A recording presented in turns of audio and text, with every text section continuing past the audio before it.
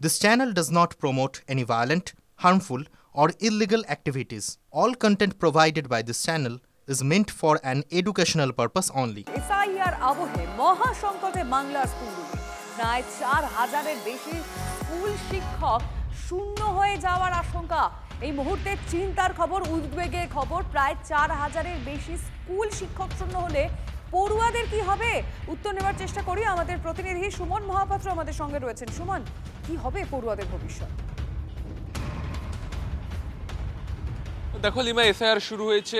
প্রাথমিক স্কুলের বহু শিক্ষক তারা কিন্তু বিএলও রূপে কাজ করছেন এবং এই প্রাথমিক স্কুলগুলোর ক্ষেত্রেই সমস্যাটা বেশি ছিল যে একাধিক এমন স্কুল রয়েছে যেখানে কিন্তু সিঙ্গেল টিচার, একজন মাত্র শিক্ষক, তিনি স্কুলটাকে সামলান, তিনি বিএলও হয়ে গেছেন।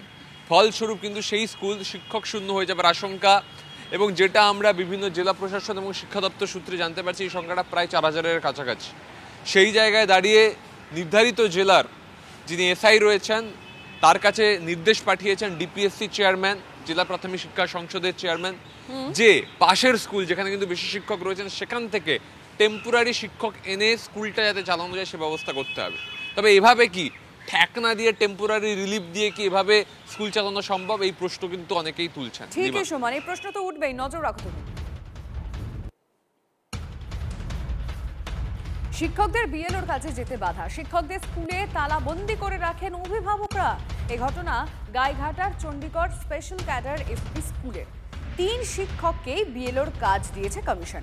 আর 3 শিক্ষকই এসআইআর এর কাজে চলে গেলে পড়ুয়াদের ভবিষ্যৎ কি হবে? স্কুল চলবে কিভাবে? এই প্রশ্ন তুলে শিক্ষকদের আটকে রাখেন অভিভাবকরা। গাইঘাটা থানার পুলিশ ও জয়েন্ট বিডিও ঘটনাস্থলে আসেন। পঠন পাঠনে কোনো সমস্যা হবে না বলে আশ্বস্ত করেন অভিভাবকদের এবং তারপরই তালামুক্ত করা হয় শিক্ষকদের। মাস্টারমশাইদের উপরে পুরোটাই নির্ভর করি আমরা। সেখানে 5টা ক্লাস, 3 জন মাস্টারমশাই, 3 জনের মাস্টারমশাইতে তো হয় না।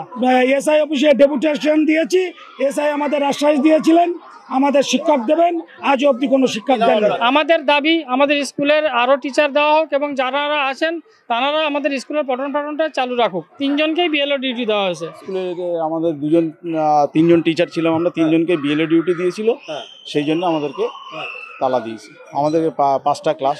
কতজন শিক্ষক? আমরা এখন আছি 3 জন। স্কুলের পঠন পাঠনে ভীষণভাবে ক্ষতি হবে আর পরীক্ষার সামনে আমাদের খুবই ক্ষতি হয়ে যাবে আমাদের স্কুলটা। স্কুলের 5 শিক্ষকের মধ্যে 4 জনই এসআইআর এর কাজে। এক শিক্ষিকা কিভাবে স্কুল চালাবেন? সমস্যায় কাটোয়ার হরিপুর প্রাথমিক বিদ্যালয়। স্কুলে 200-র ওপর পড়ুয়া। বিএলওর দায়িত্ব পাওয়া শিক্ষকরা স্কুলে না এলে প্রাথমিক থেকে 5ম শ্রেণী পর্যন্ত ক্লাস চলবে কিভাবে? প্রশ্ন অভিভাবকদের। একার পক্ষে স্কুল চালিয়ে মিড ডে মিল সামলে সবটা কমপ্লিট করা আমার পক্ষে সম্ভব নয়। আর সামনে অ্যানুয়াল এক্সাম আসছে, তো সিলেবাসে কমপ্লিটের একটা চাপ থাকে, তো সব নিয়ে আমরা বেশ সমস্যার মধ্যেই আছি। এরা কী করে যে পড়াবে, আমরা সকলেই আমাদের গ্রামের লোক চাই যে আমাদের বাচ্চাদের পড়া হোক, স্কুলের শিক্ষকরা স্কুলে পড়াক, ঠিক আছে?